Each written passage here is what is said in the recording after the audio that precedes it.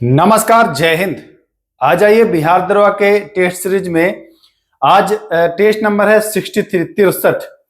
आपको पता है कि मैंने आपसे वादा किया है कि बिहार दरोगा के लिए 10,000 प्रश्न मैं आपको करा दूंगा। सबसे पहले अगर YouTube पर किसी ने ये बताया है कि 10,000 क्वेश्चन आपको निःशुल्क दूंगा, तो वो केवल और केवल आपका ही चैनल पाठशाला वित्त की।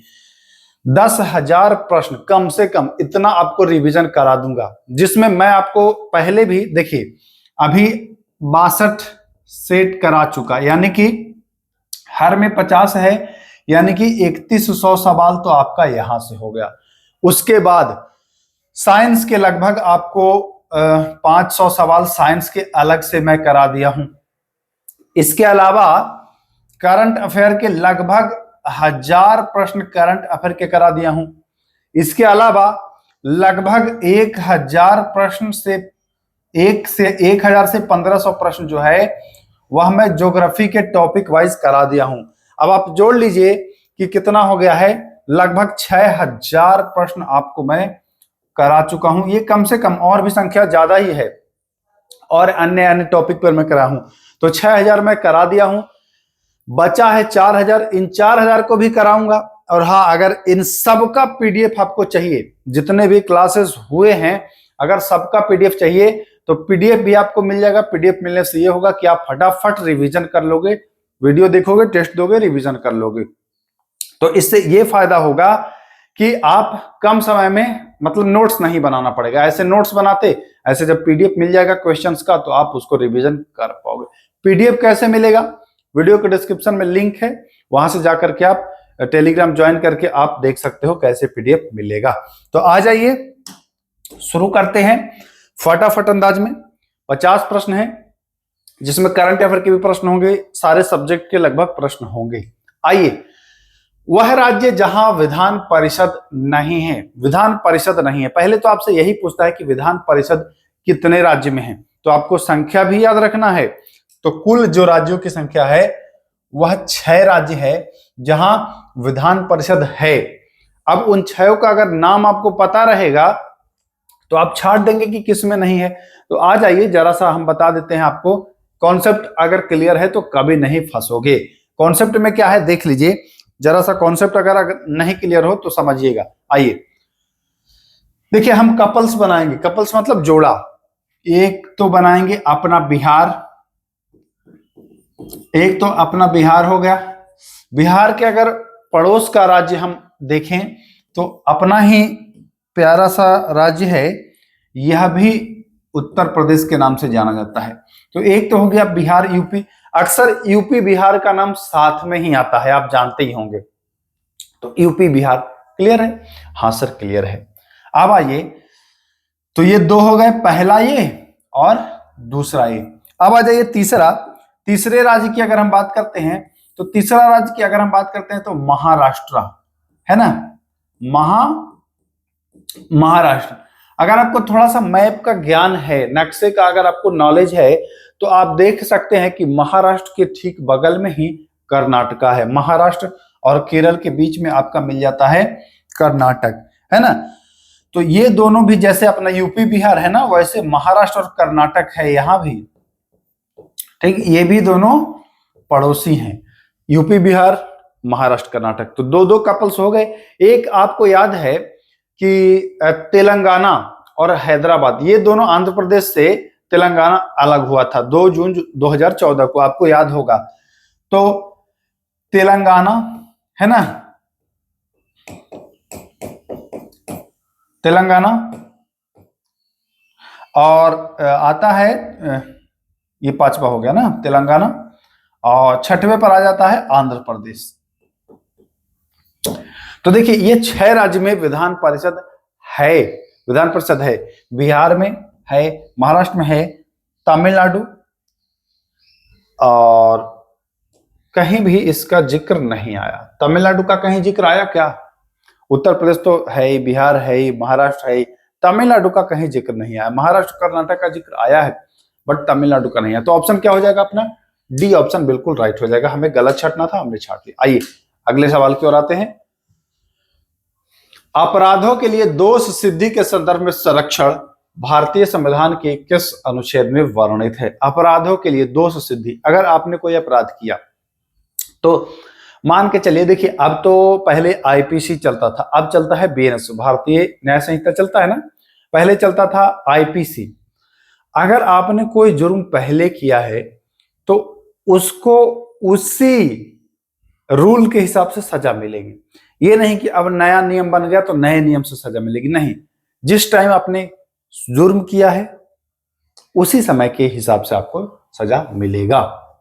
इसमें और भी चीजें प्रावधान किया गया है, तो यह है अनुच्छेद 20 में इसका उल्लेख किया गया है। 21 में है प्राण एवं दैहिक स्वतंत्रता, 21 में क्या है? प्राण एवं दैहिक स्वतंत्रता, ध्यान दीजिएगा। 22 में क्या है? गिरफ्तारी से आपको संरक्षण मिल जाता है। किससे? गिरफ्तारी से आपको संरक्षण मिल जाता है। और 23 में जानते ही होंगे, मानव का दुर्व्यापार व बालात श्रम। जी हाँ, मानव का दुर्व्यापार व बालात श्रम, मानव की खरीद बिक्री, वेश्यावृत्ति, इन सब पर प्रतिबंध किया गया है। तो ये भी आपको ध्यान रखना है। राइट आंसर इसका ये हो जाएगा। आइए, संपत्ति के अधिकार को मूल अधिकार से हटा दिया गया।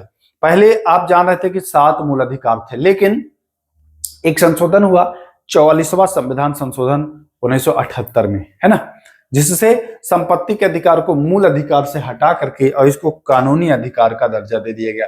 और किससे दिया गया? यह 44वां संविधान संशोधन 1978 से। इसमें भी याद रखना है और जो अमेंडमेंट्स हुआ है वो भी आपको याद रखने हैं। आइए देखिए, वार्षिक वित्तीय विवरण यानी कि बजट की बात कर रहा है। वार्षिक वित्तीय विवरण को संसद के समक्ष कौन रखता है? बजट रखने की बात कर रहा है, तो बजट रखता है राष्ट्रपति। संसद के समक्ष ये राष्ट्रपति ही बजट रखते हैं, तो ध्यान रखिएगा, संसद के समक्ष बजट कौन रखता है? तो ये राष्ट्रपति महोदय रखते हैं। ठीक, तो ध्यान रखिएगा ऑप्शन नंबर ए। बजट का उल्लेख किस अनुच्छेद में है? तो बजट का उल्लेख 112, यानी कि वार्षिक वित्तीय विवरण जो है वह 112 अनुच्छेद में वर्णित है। क्लियर है ना? क्लियर है। प्रधानमंत्री की अगर बात करोगे तो अनुच्छेद 74 और 75 में इनका उल्लेख है, ठीक ना। लोकसभा स्पीकर की बात करोगे तो 93 अनुच्छेद में। राष्ट्रपति आपको 52 से लेकर के आगे पढ़ना है, इतनी बातें आपको ध्यान रखना है। देखिए, अनुच्छेद भी आपको ध्यान रखना है। 74 अनुच्छेद में होगा प्रधानमंत्री और 75 में भी प्रधानमंत्री के बारे में है, लेकिन क्या है दोनों क्लियर कर देता हूं। 74 में है कि राष्ट्रपति को सहायता देने के लिए एक मंत्री परिषद होगी, है ना, और जिसका अध्यक्ष प्रधानमंत्री होगा। समझ रहे हैं? राष्ट्रपति को, प्रधानमंत्री का काम क्या है? राष्ट्रपति को सलाह सहायता देना। ये मंत्रिमंडल का और राष्ट्रपति के बीच का सेतु है प्रधानमंत्री। तो ये 74 और 75 दोनों में आपको मिल जाएगा। आइए, प्रोटेम स्पीकर, ये बहुत अच्छा प्रश्न है, बिहार दरोगा में ये प्रश्न पूछा भी गया है। प्रोटेम स्पीकर, इनका कार्य क्या होता है? तो जो नए निर्वाचित होते हैं सदस्य, उनको ये शपथ दिलाते हैं राष्ट्रपति की ओर से। तो प्रोटेम स्पीकर की नियुक्ति कौन करेगा? भाई राष्ट्रपति की ओर से ये हैं, तो है ना, राष्ट्रपति ही करेगा। बहुत अच्छा सवाल है, नोट कर लीजिएगा। चलिए, हाँ, जब कभी कोरम पूरा करने में स्थायी न्यायाधीशों की संख्या कम हो, मतलब न्यायालय की बात कर रहा है कि स्थायी न्यायाधीशों की संख्या कम हो, तो भारत का मुख्य न्यायाधीश अस्थायी काल के लिए उच्चतम न्यायालय में तदर्थ न्यायाधीश नियुक्त कर सकता है। आपसे सीधा प्रश्न पूछ रहा है घुमा करके, तदर्थ न्यायाधीश किस अनुच्छेद में है? आप लोग सभी जानते होंगे तदर्थ न्यायाधीश 127। जी हाँ, तदर्थ न्यायाधीश जो है वह अनुच्छेद 127 में है।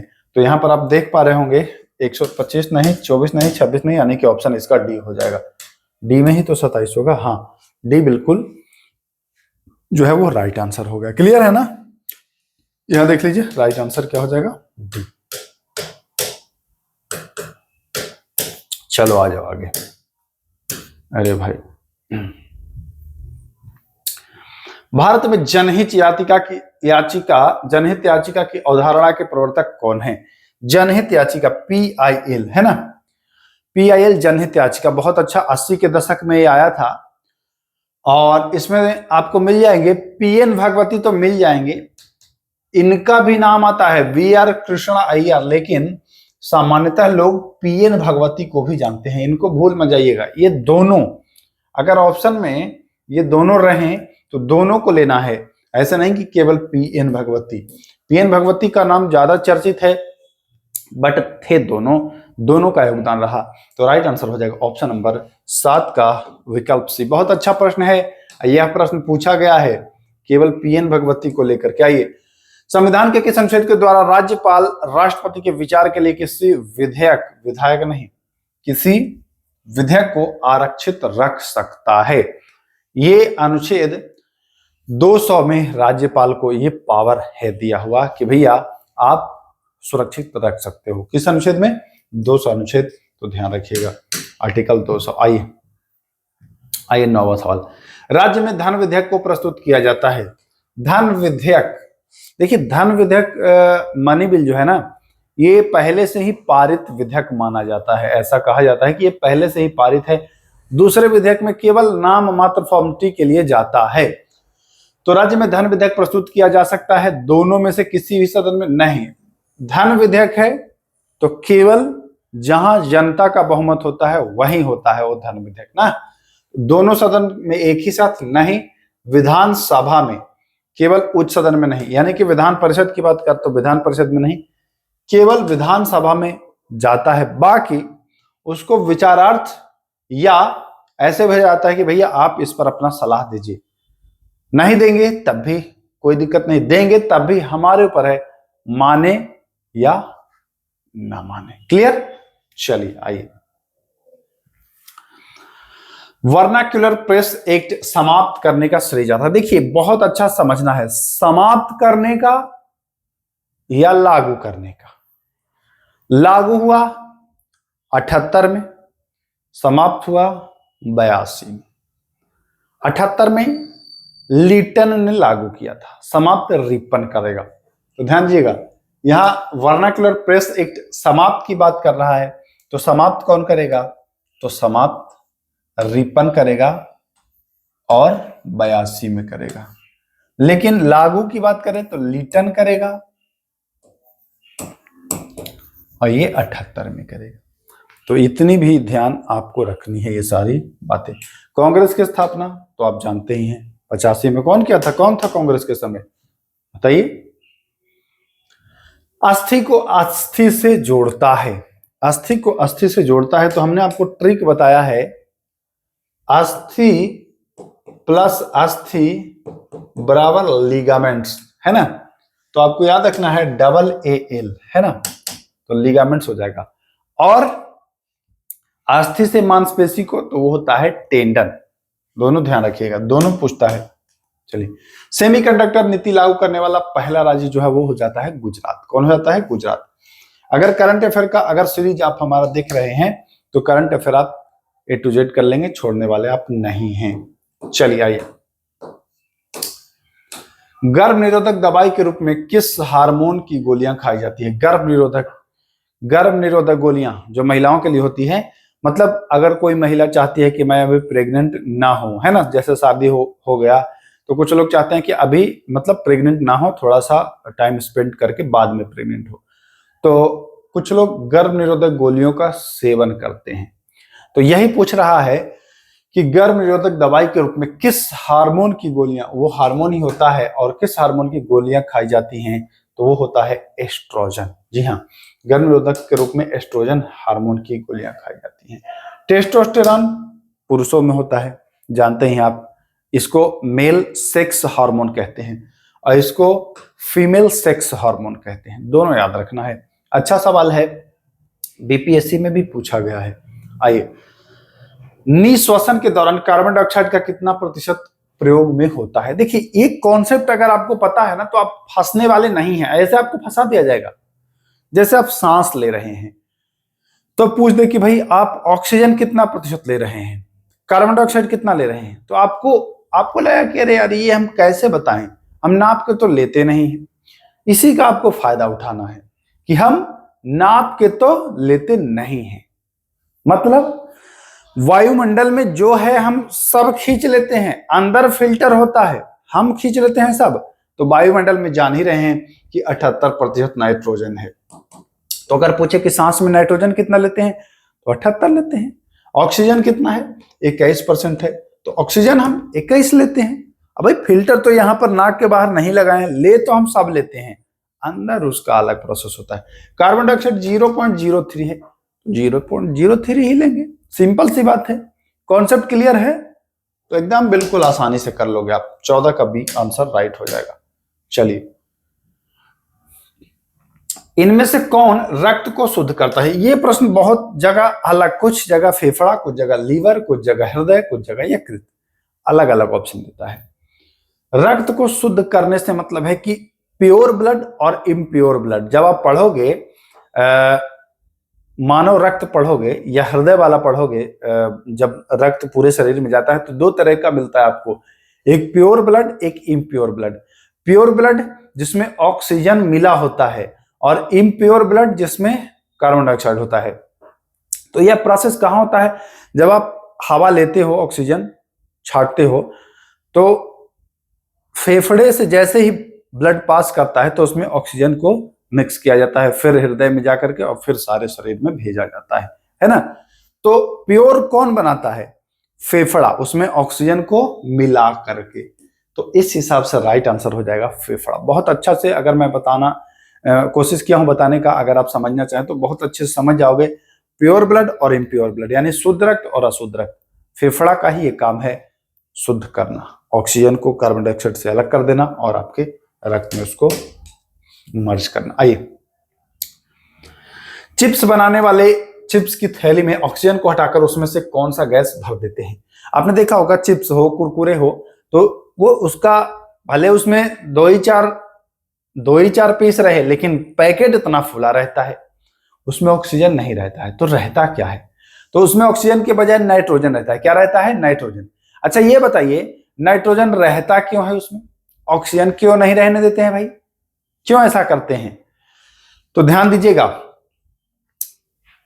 ऑक्सीजन जो है वो चिप्स, जब भाई तेल मसाला में उसको तो फ्राई करेगा ना, तभी तो बनाएगा। तो ऑक्सीजन रहेगा तो उन तेल के साथ वो अभिक्रिया कर लेगा। क्या कर लेगा?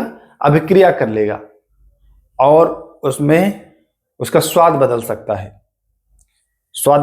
है। और वो जो आप खाते हैं तो एकदम कुरकुरा रहता है, मुलायम नहीं रहता है।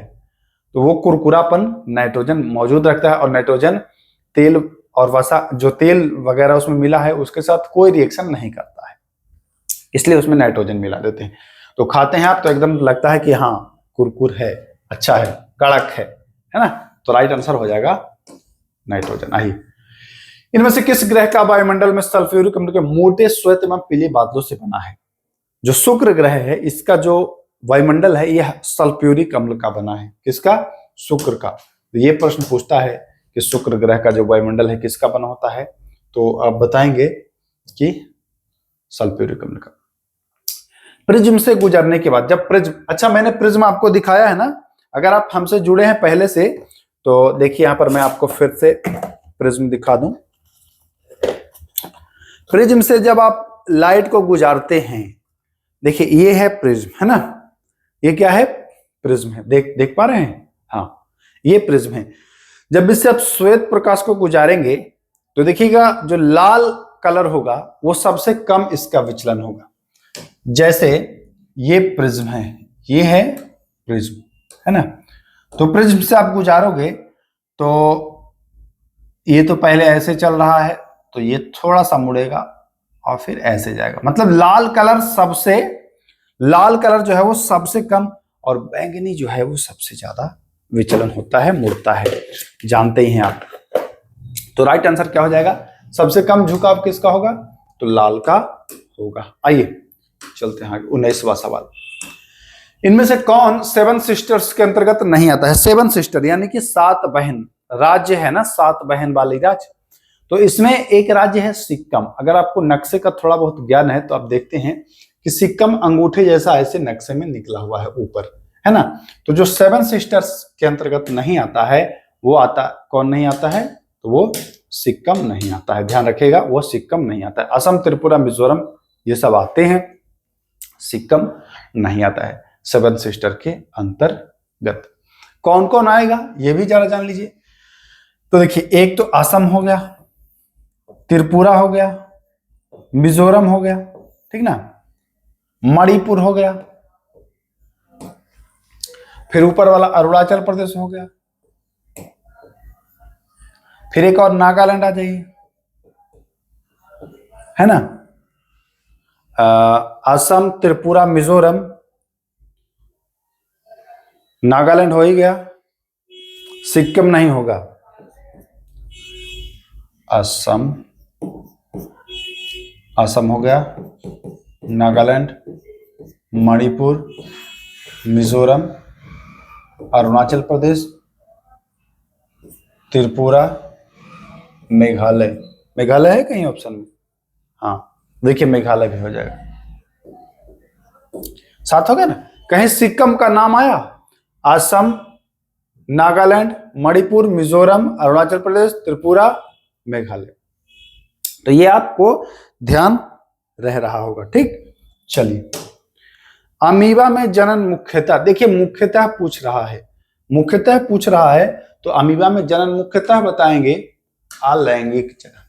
अमीबा में मुख्यतः जो जनन होता है वो कैसा होता है? अलैंगिक होता है, ठीक, ध्यान रखिएगा। आइए, शिमला सम्मेलन हुआ था, तो शिमला सम्मेलन 25 जून 1945 को। सीधा आपसे प्रश्न पूछेगा, तारीख पूछेगा, 25 जून 1945। लॉर्ड बेवेल था, ठीक ना, लॉर्ड बेवेल, ये भी नाम याद रखना है। चलिए, इनमें से कौन सर्वोत्तम किस्म का कोयला है? सर्वोत्तम किस्म का कोयला 4 प्रकार का सामान्यतः आपको पढ़ लेना है। देखिए, एक आता है पीट, फिर लिग्नाइट, फिर बिटुमेंस, फिर एंथ्रासाइट। सबसे उच्च किस्म का है और सबसे निम्न किस्म का ये है, पीट, लिग्नाइट, एंथ्रासाइट, उससे पहले बिटुमिनस, ठीक ना। आपको याद रखना है पीली, पीली बीए, पीली बीए, है ना, तो ये ध्यान रखिएगा, पीली बीए, पीट, लिग्नाइट, बिटुमेंस, एंथ्रासाइट। आइए 23 नंबर सवाल। विश्व ओजोन दिवस मनाया जाता है 16 सितंबर। कहां? 16 सितंबर, और यह 1995 से मनाया आता जा रहा है। तो ये भी पूछ सकता है कि कब से मनाया जा रहा है, तो 16 सितंबर 1995 से। ये बहुत पूछता है, 16 सितंबर याद रखिएगा, 16 सितंबर। आइए, अम्ल एवं क्षार की जांच के लिए इनमें से किसका प्रयोग किया जा सकता है? अम्ल और क्षार, तो सामान्यतः तो आप जानते हैं कि लिटमस पत्र का, लेकिन मैथिल ऑरेंज का भी और फिनाफलेप्थीन का भी किया जाता है। तो क्या हो जाएगा कि ये सभी का किया जाता है। क्लियर? क्लियर है। आइए 25, स्पष्ट आकाश नीला दिखाई देता है। नीला कैसे दिखाई देगा? अभी बताया कि जो नीला है उसका सबसे ज्यादा प्रकीर्णन होगा और फैल जाएगा तो पूरा नीला कर देगा। तो नीला प्रकाश वायुमंडल में अवशोषित होता है? नहीं, अवशोषित की बात ही नहीं हो रहा है। परावैंगनी विकिरणों के वायुमंडल में अवशोषित किया था? नहीं। देखिए यहां पर देखिए अंडरलाइन भी किया हुआ है, बैंगनी और नीला प्रकाश अन्य सभी रंगों की तुलना में वायुमंडल द्वारा अधिक प्रकीर्णन। मैं पहले ही बता दिया कि ये प्रकीर्णन के द्वारा होता है। यहाँ पर अंडरलाइन भी किया हुआ है, आप इजिली इसको समझ सकते हो कि कैसे होगा। तो ये प्रकीर्णन के द्वारा होगा। क्लियर? क्लियर है। आइए चलिए, सोलर सेल में प्रयुक्त होता है। तो सोलर सेल में होता है क्या? सोलर सेल में प्रयोग जो करते हैं वो क्या करते हैं? सेमीकंडक्टर ना, यानी कि अर्धचालक। चालक नहीं होगा, कुचालक नहीं होगा। देखिए अर्धचालक, यहां भी आपको दिख रहा है कि अंडरलाइन किया हुआ है। पता नहीं क्यों अंडरलाइन कर दिया गया है, बट अंडरलाइन किया हुआ है तो आप इजीली कर लोगे, देख के ही समझ में आ जाएगा कि हाँ यही आंसर है। तो 26 का जो राइट आंसर हो जाएगा ऑप्शन नंबर सी हो जाएगा, है ना। हालांकि अंडरलाइन नहीं करना चाहिए। आइए, मोती प्राप्त करने के लिए संवर्धन किया जाता है। मोती प्राप्त के लिए किसका संवर्धन किया जाता है? तो सीप जानते हैं ना, सीप का संवर्धन किया जाता है। सीप का संवर्धन किया जाता है, कोरल का नहीं, झींगा का नहीं, डेंटेलियम का नहीं, किसका? सीप का। यानी देखिए सीप को ही ऑयस्टर कहते हैं। तो यहां पर आंसर भी आपका मिल गया ऑयस्टर का। यहां भी आपका अंडरलाइन है तो आप इजीली पकड़ लोगे सिप का। जो पीडीएफ आपको दिया जाएगा उसमें अंडरलाइन नहीं किया जाएगा। आइए, मनुष्य के नेत्र में पुतली के आकार का नियंत्रण होता है। पुतली का जो आकार होता है उसको कंट्रोल कौन करता है? तो उसको कंट्रोल करता है आइरिस। कौन करता है? आइरिस। देखिए आइरिस है ऑप्शन में। लेंस, रेटिना, कार्निया, परितारिका, यानी परितारिका को आइरिस ही कहते हैं अंग्रेजी में, आइरिस का हिंदी परितारिका। तो इस प्रकार से यहां भी आपका ए ऑप्शन सही दिखाई दे रहा है। क्लियर है ना? चलिए आइए, अधिक अपवर्तनांक वाला माध्यम। देखिए ध्यान दीजिएगा, अधिक अपवर्तनांक, एक होगा कम अपवर्तनांक। तो जिसका अपवर्तनांक अधिक होगा प्रकाश वह धीमा चलेगा। अपवर्तनांक ज्यादा प्रकाश धीमा, अपवर्तनांक कम प्रकाश ज्यादा। तो ध्यान रखिए, पढ़िए। अधिक अपवर्तनांक वाला माध्यम दूसरे माध्यम की अपेक्षा प्रकाश तेजी से चलता है। दूसरे माध्यम की अपेक्षा प्रकाश तेजी चलता है। तो अपवर्तनांक अधिक हो तो प्रकाश धीमा होता है। मैं बता रहा हूं ना, तो नहीं, ये नहीं होगा। दूसरे माध्यम की अपेक्षा प्रकाश धीमा, हाँ। अपवर्तनांक ज्यादा तो प्रकाश की चाल धीमी धीमी धीमी। तो राइट आंसर क्या हो जाएगा? Option number B. ठीक, चलिए आइए, आंख और उसके रोगों से संबंधित चिकित्सा की शाखा क्या कहलाती है? देखिए, ऑन्कोलॉजी, ऑप्टोमेट्री, ओटोरिनोलॉजी या ऑप्थेल्मोलॉजी। ध्यान दीजिएगा, तो आंख और उसके रोग से संबंधित है, ऑप्थेल्मोलॉजी है, ऑप्थेल्मोलॉजी है। बट आंखों की देखरेख ऑप्टोमेट्री में भी होती है। आंखों की देखरेख ऑप्टोमेट्री में भी होती है, लेकिन जो रोगों की जांच छोटे छोटे हैं उनका होता है क्या? ऑप्थेल्मोलॉजी। ऑप्टोमेट्री में देखरेख और ऑप्थेल्मोलॉजी में इसकी रोगों की जांच। तो याद रखिएगा, इनमें से कौन सा मिश्रण नहीं है? देखिए मिश्रण नहीं है, आप अच्छे से जान जाएंगे। आयोडीन युक्त नमक, तो उसमें नमक और आयोडीन मिश्रण तो है ही। वायु मिश्रित पेय, दूध मिश्रित पेय, दूध में और भी चीज मिलाते हैं पीने के लिए, चीनी या फिर और कुछ, तो मिश्रण हो ही गया। वायु भी मिश्रण है, oxygen, hydrogen, carbon dioxide, nitrogen, जो भी है सबका मिश्रण है, तो वायु भी नहीं होगा। आश्रित जल है, ये मिश्रण नहीं है। तो ध्यान रखिएगा, 31 का ऑप्शन नंबर ए बिल्कुल राइट हो जाएगा। एक आवश्यक तत्व है जिसका उपयोग प्रोटीन के संश्लेषण में किया जाता है। तो नाइट्रोजन जो है वह एक आवश्यक तत्व है जिसका उपयोग प्रोटीन के संश्लेषण हेतु किया जाता है। तो कौन हो जाएगा आंसर? नाइट्रोजन आंसर हो जाएगा। देखिए, चमगादड़ या पक्षी के पंख उदाहरण है। चमगादड़ या पक्षी का पंख जो है, देखिए दो आता है, समरूप अंग और समजात अंग।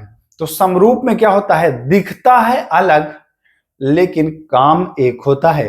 तो पक्षी का पंख और चमगादड़ का पंख अलग दिखता है लेकिन दोनों का काम क्या है? उड़ना।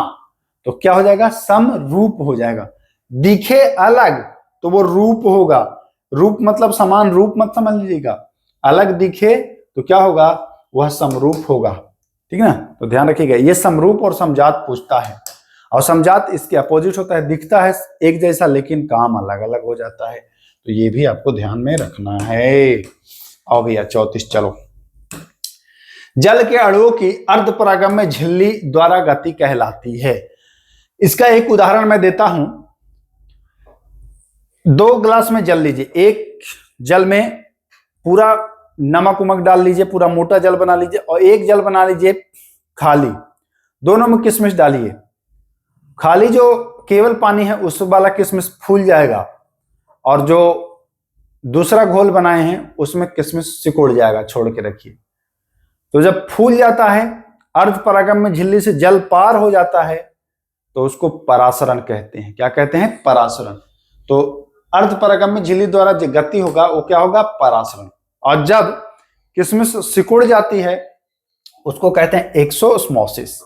एक्सोस्मोसिस मतलब एग्जिट हो रहा है, बाहर जा रहा है। क्लियर है ना दोनों? ध्यान रखेंगे। आइए, द्रव अवस्था में परिवर्तित हुए बिना गैस अवस्था से सीधे ठोस में बदल जाता है। द्रव से क्या है? द्रव अवस्था में परिवर्तित हुए मतलब द्रव नहीं बनता है, ठोस से डायरेक्ट गैस और गैस से डायरेक्ट ठोस। तो यहां क्या कह रहा है कि गैस अवस्था से सीधे ठोस। दो होता है, अगर ठोस से गैस बने बिना देखिए 3 पार्ट होता है ना यार, 3 पार्ट होता है। एक होता है ठोस, जैसे बर्फ है तो ये ठोस है, इसको हीट दीजिए तो ये बन जाएगा पानी द्रव, थोड़ा सा इसको और हीट दीजिए तो ये क्या बन जाएगा, गैस। तो क्या बना, ठोस से द्रव बना और द्रव से गैस बना। लेकिन कुछ चीजें ऐसी हैं कि ठोस से डायरेक्ट गैस बन जाएगा, द्रव नहीं बनेगा, और कुछ चीज ऐसी है कि गैस से ठंडा करोगे तो डायरेक्ट ठोस बन जाएगा, द्रव नहीं बनेगा। जैसे वाष्प को आप ठंडा करोगे तो पहले पानी बनता है, फिर और ठंडा करोगे तो बर्फ बनता है ना। वैसे ही कपूर को गर्म करिए तो ये द्रव नहीं बनेगा, गैस बन जाएगा। तो इसको उदरपातन कहते हैं। जब ठोस से गैस बने तो सब्लिमेशन यानी उदरपातन, और डायरेक्ट गैस से ठोस बने तो उसको कहते हैं रिवर्स सब्लिमेशन यानी कि निक्षेपण। क्या कहते हैं, निक्षेपण। ध्यान रखिएगा, निक्षेपण या रिवर्स सब्लिमेशन। क्लियर है ना। तो आ जाइए, राइट आंसर क्या हो जाएगा, निक्षेपण हो जाएगा, ए वाला। जब बैरोमीटर का पाठ्यांक धीरे धीरे ऊपर उठने लगे तो मौसम साफ हो रहा है। मौसम साफ हो रहा है। आकाश में तारे टिमटिमाते प्रतीत होते हैं। जो भी घटनाएं आपको दिखाई दे लेकिन वास्तव में वो ना हो तो समझिएगा कि ये अपवर्तन है। जैसे तारा वाकई में टिमटिमाता नहीं है लेकिन आपको अपवर्तन की वजह से टिमटिमाता दिखाई देगा। एक गिलास रखिए, उसमें चम्मच डाल दीजिए, चम्मच आपको लगेगा कि मुड़ गया, तिरछा हो गया। वाकई में चम्मच मुड़ा नहीं है लेकिन आपको दिख रहा, भ्रम पैदा कर रहा है ना, अपवर्तन हो जाएगा। एकदम याद रखिएगा, जो चीज नहीं है और वो आपको दिख रहा है तो अपवर्तन हो जाएगा। लेकिन मृग तृष्णा या मरीचिका बनना ये पूर्ण आंतरिक परावर्तन होता है, इसमें अलग ध्यान दीजिएगा। तो यहां अपवर्तन हो जाएगा। आइए, रानीपेट उर्वरक ये तमिलनाडु में है, तो जानते ही होंगे कहां में है, तमिलनाडु में, ए ऑप्शन। सती प्रथा के समाप्ति का विरोध। देखिए, सती प्रथा समाप्त करने के लिए राजा राम मोहन राय वगैरह लगे ही थे, लेकिन एक व्यक्ति विरोध भी कर रहा था।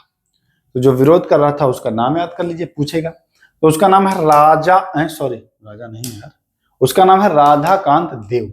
जी हाँ, ये सती प्रथा सोच रहे थे कि ये रहे, पता नहीं इनको क्या मिल रहा था, तो ये राधाकांत देव सोच रहे थे कि सती प्रथा रहे। ध्यान रखिएगा। मोहम्मडन एंग्लो ओरिएंटल कॉलेज जो 1875 में स्थापित हुआ है ना, 1875 में स्थापित हुआ। किसने किया, तो सर सैयद अहमद खान। नाम याद रखिए, सर सैयद अहमद खान। ध्यान रखेंगे, क्लियर है ना। आइए, सिंधु सभ्यता का विस्तार वर्तमान में कहां में नहीं है, भारत में है, पाकिस्तान में है, अफगानिस्तान में है, कहीं भी चीन में नहीं है। चीन हिमालय के उस तरफ है, चीन में नहीं है, ध्यान दीजिएगा। चलिए आइए, पश्चिमी विक्षोभ के में मावट राजस्थान में कहते हैं। मावट कहाँ कहते हैं, राजस्थान में। पश्चिमी विक्षोभ से जो वहां वर्षा होती है वहां मावट के नाम से जानते हैं। बहुत इंपॉर्टेंट प्रश्न है, ये नोट कर लीजिएगा, एग्जाम में आ जाएगा। राजस्थान में मावट, रामा आपको याद रखना है, रामा राजस्थान और मावट रामा, याद रखिएगा, बहुत अच्छा सवाल है। कुटरू उद्यान जो है वो छत्तीसगढ़ में है, तो ये अंडरलाइन भी किया हुआ है, तो ये आप अच्छे से समझ जाएंगे। कुटरू कहां में है, छत्तीसगढ़ में है, ध्यान रखेंगे। आइए, 44 सवाल। भारत का पहला waste to wild life park ये नोएडा में बनाया जा रहा है। कहां में, नोएडा में। तो सही आंसर क्या हो जाएगा, 44 का ऑप्शन बी बिल्कुल सही हो जाएगा। आइए, राजस्थान के किस वेटलैंड को रामसर स्थल में शामिल किया गया है, दो है, खीचन और मेन्नार। खीजन और मेन्नार, ध्यान रखिएगा, खीचन और मेन्नार ये दोनों मिलकर के और 91 हो गए थे, वर्तमान में अब 93 हो गए हैं। बिहार के 2 अलग ऐड हुआ है, तो ध्यान रखिएगा। भारत में कुल रामसर स्थलों की संख्या तो अब जो है ना वो 93 हो गया है। एक उदयपुर झील जुड़ गया है और एक और बिहार में 2 जुड़ा है, एक बक्सर का जुड़ा है और एक उदयपुर झील जुड़ा है पश्चिमी चंपारण का। तो 91 और 2 93 याद रखिएगा, है ना। बिहार का 2 है, ध्यान रखेंगे।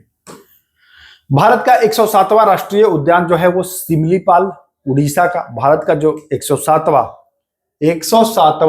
ये याद रखना है, सिमलीपाल उड़ीसा। आइए, भारत के बाहर हनुमान जी की सबसे ऊंची प्रतिमा स्टैचू ऑफ यूनियन यह अमेरिका के टेक्सास में बना है। कहाँ में? भारत के बाहर अगर पूछता है कि हनुमान जी की सबसे ऊंची प्रतिमा, तो अमेरिका के टेक्सास में स्टैचू ऑफ यूनियन। क्लियर है? यह पूछ सकता है स्टैचू ऑफ यूनियन किसकी प्रतिमा है, तो भी बताएंगे। पुराना संसद भवन का क्या नाम है भाई? तो उसका नाम है संविधान सदन। पुराना संसद भवन का नाम संविधान सदन है। तो 49 का सी। आइए 50वां और आखिरी सवाल। भारत में मैंगनीज उत्पादन में प्रथम स्थान कौन सा राज्य है? उड़ीसा, कर्नाटक, छत्तीसगढ़ और मध्य प्रदेश। इसको मैं बताने वाला नहीं हूं। अगर आपने वो वीडियो देखा है भारत में खनिज, तो आप इसका आंसर कर देंगे, और नहीं देखा है तो जाकर के देख लीजिए भारत में जितने खनिज हैं और उनमें स्थान कौन सा है, उस पर वीडियो बना दिया हूं, तो जाकर के देख लें, वहां से भी आपका प्रश्न एग्जाम में आएगा। फिलहाल इसका आंसर मध्य प्रदेश होने वाला है। तो चलिए, मुझे उम्मीद है वीडियो अच्छा लगा होगा। रही बात पीडीएफ की, तो पीडीएफ के लिए आप टेलीग्राम से जुड़ करके, या डिस्क्रिप्शन में एक लिंक है, वीडियो शॉर्ट्स बना है उसका, उसके माध्यम से भी आप जानकारी प्राप्त करके पीडीएफ प्राप्त कर सकते हो। तो चलिए फिर मिलते हैं, तब तक के लिए नमस्कार।